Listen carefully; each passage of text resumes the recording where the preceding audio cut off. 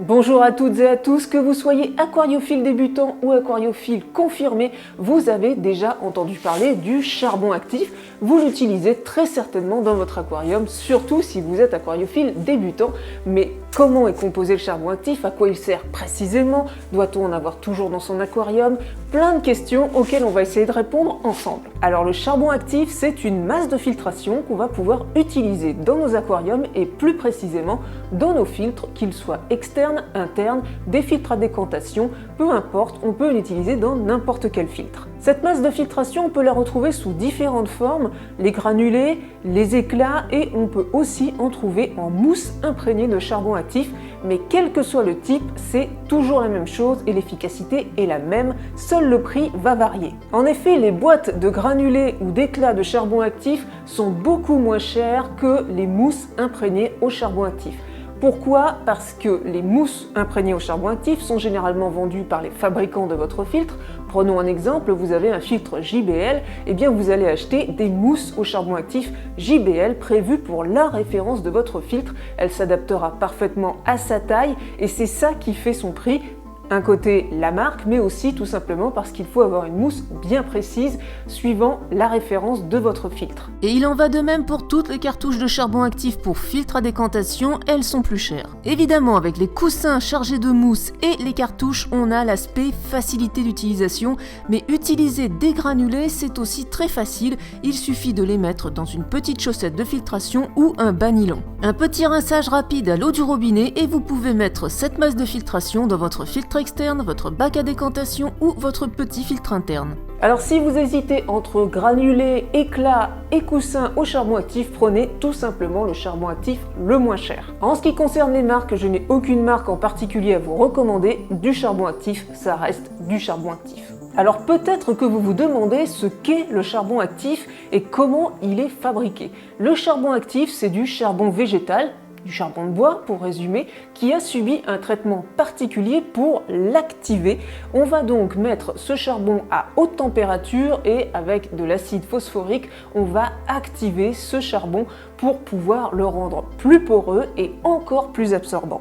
Et pour aller encore plus loin pour les amateurs de chimie notamment, sachez que le charbon actif tire son pouvoir d'absorption de la force de Van der Waals et plus précisément de la force de dispersion de London. On peut noter également que le charbon actif n'est pas utilisé qu'en aquariophilie, bien au contraire, il est utilisé par exemple dans les cosmétiques, dans le médical, dans le traitement des eaux, il est aussi utilisé dans les masques à gaz et dans les hottes de cuisine, mais il y a bien d'autres applications. Voyons ce qui vous intéresse très certainement le plus, à quoi va servir le charbon actif. Charbon actif qui est une masse de filtration qu'on dit chimique, non pas parce qu'elle utilise des produits chimiques, mais tout simplement parce qu'elle va modifier chimiquement l'eau. Le charbon actif est une masse de filtration ultra absorbante. Elle absorbe les odeurs, les colorations, le chlore et elle va aussi servir à absorber les restes de médicaments après un traitement médicamenteux pour soigner vos poissons. Les aquariophiles débutants vont utiliser le charbon actif pour deux raisons principales: clarifier l'eau pour avoir une eau presque cristalline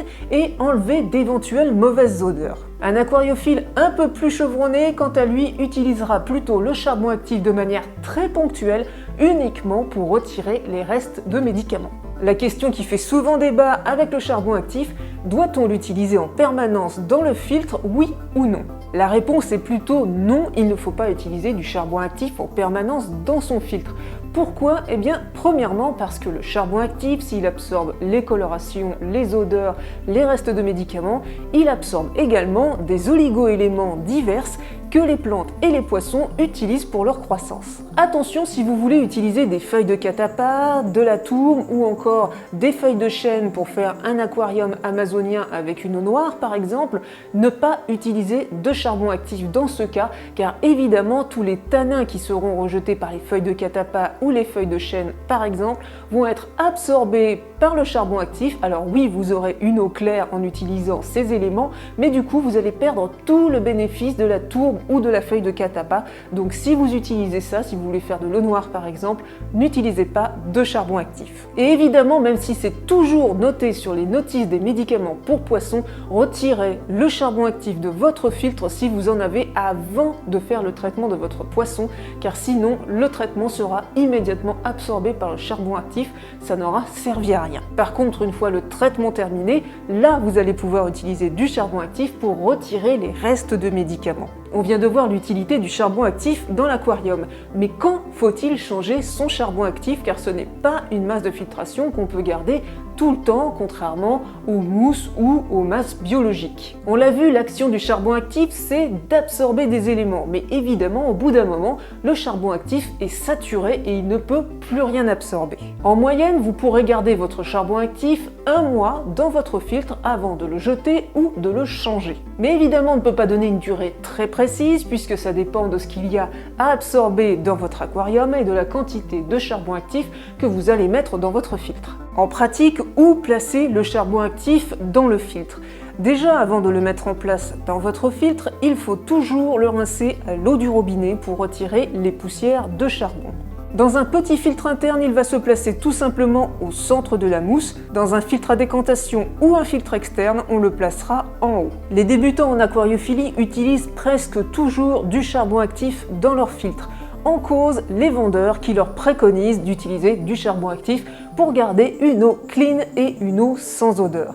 Mais tout ça cache en fait les erreurs des débutants qui consistent bien souvent à mettre trop de poissons dans un trop petit volume d'eau. Acheter régulièrement du charbon actif va donc régler la conséquence, c'est-à-dire les odeurs et la couleur de l'eau, mais pas la cause qui peut être très souvent une surpopulation. Malheureusement, beaucoup de vendeurs en animalerie conseillent très mal leur clientèle dans le but de vendre un maximum de poissons, peu importe si l'aquarium est trop petit, et aussi pour vous vendre du charbon actif très régulièrement. Un aquarium sain et équilibré n'a normalement pas besoin de filtration au charbon actif en permanence. Si vous avez des odeurs ou si vous avez une coloration anormale dans votre aquarium, c'est qu'il y a une raison et il faut trouver la cause. Pour régler ce problème, le charbon actif ne fera que masquer. Il y a quand même quelques cas typiques où le charbon actif a son utilité, notamment si vous utilisez des racines de mangrove comme décoration dans votre aquarium. Celles-ci ont tendance à rendre parfois pendant plusieurs mois, voire 1 an, du tanin et rendre l'eau plutôt jaune,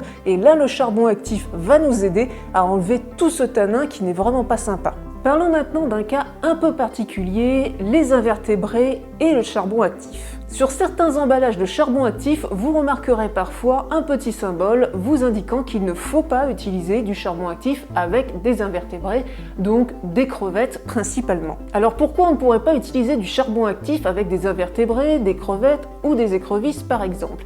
Eh bien le charbon actif peut être activé de 2 façons différentes. Je vous l'ai dit au début de la vidéo, le plus souvent c'est avec de l'acide phosphorique, mais avant on utilisait principalement du chlorure de zinc.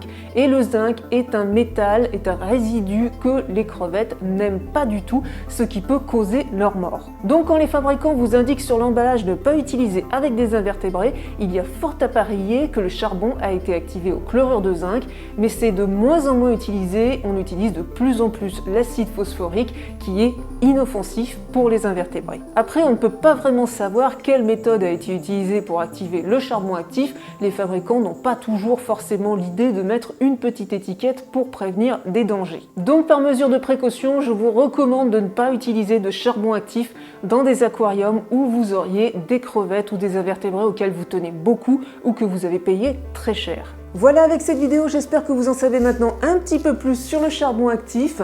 Je tiens à remercier très chaleureusement encore une fois toutes les personnes qui me soutiennent sur Tipeee, toutes les personnes qui souscrivent à la chaîne, toutes les personnes qui s'abonnent, qui partagent les vidéos. La communauté grandit vraiment énormément et très rapidement. Merci beaucoup à tous et on se dit à très bientôt pour une prochaine vidéo.